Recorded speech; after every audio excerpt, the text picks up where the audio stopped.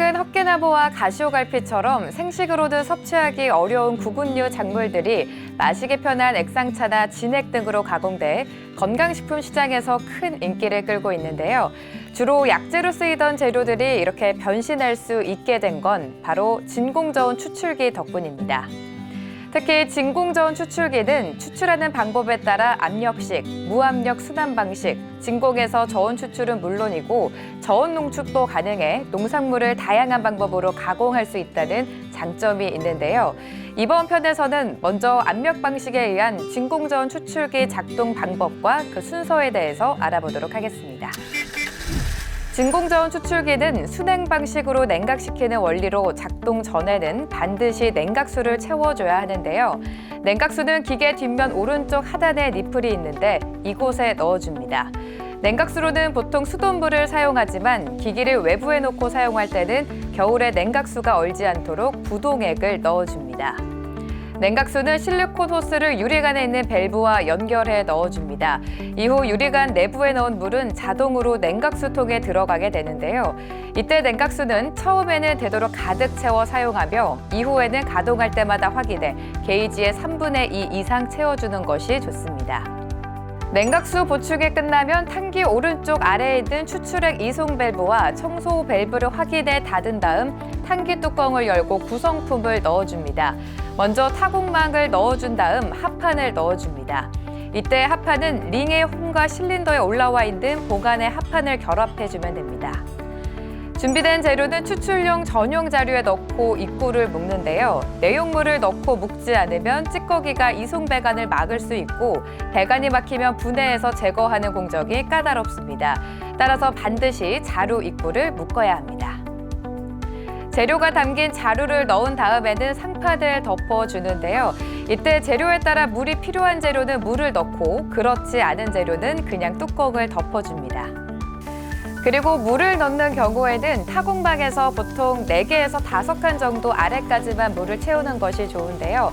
너무 많은 양을 가공하면 틈새로 새어 나올 수 있어 되도록 타공방 구멍 5번째까지만 채워줍니다. 상판을 덮은 다음에는 탄기 뚜껑을 닫고 잠금 손잡이를 채우는데요.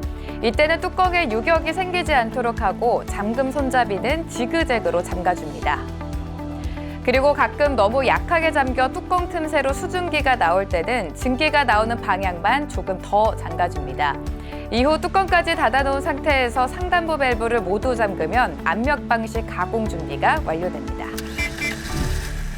재료 준비까지 마치면 이제 탄기의 전원을 켜고 가공하려는 온도를 설정해 주는데요. 원하는 온도가 115도일 경우에는 온도 조절 장치를 위아래로 조절해 115도에 맞춰줍니다.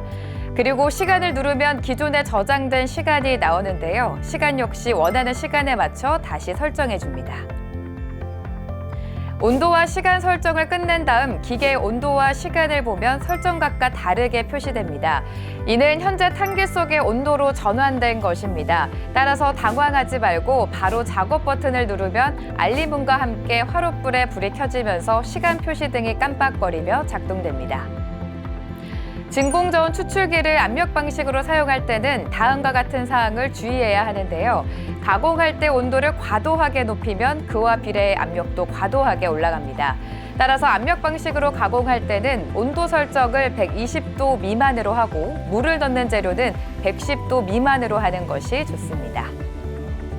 또 설정 시간이 지나면 종료음과 함께 작동이 자동으로 멈추는데요. 이때는 탄기 내부에 압력이 차 있기 때문에 청소나 내용물 이송을 위해서는 압력을 빼줘야 합니다. 압력 배출 밸브는 압력 게이지 뒤에 있는데요. 압력이 처음 배출될 때는 고온에 주의해 호스를 연결해 사람이 닿지 않는 곳이나 외부 통에 호스를 고정해 안전하게 배출시켜줍니다. 작업이 끝난 추출액은 포장기나 다른 곳으로 이송해야 합니다. 우측 끝에 이송 밸브를 열어준 다음 이송 버튼을 누르면 펌프 힘으로 추출액이 포장기로 이송됩니다. 또한 탄기 내부의 재료들은 수분을 머금고 있어 한번 짜주는 것이 좋은데요.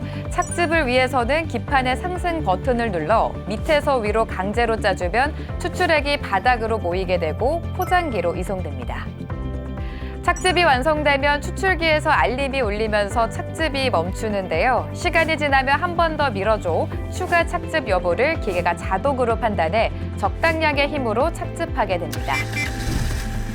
착즙과 이송이 끝나면 탄기를 세척해야 하는데요. 세척 전에 압력 게이지를 확인해 압력이 0인지 반드시 확인하고 탄기 뚜껑에 있는 밸브들을 열어 압력이 남아있는지 재확인해야 합니다. 뚜껑을 열 때는 실린더 하강 버튼을 눌러 낮춘 다음 열고 상판, 하판, 타공망을 꺼내 별도로 세척해줍니다.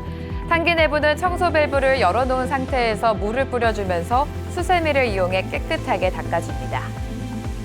세척이 완료되면 청소 밸브를 연 상태에서 이동 버튼을 다시 누르면 안에 있는 물이 모두 배출되는데요.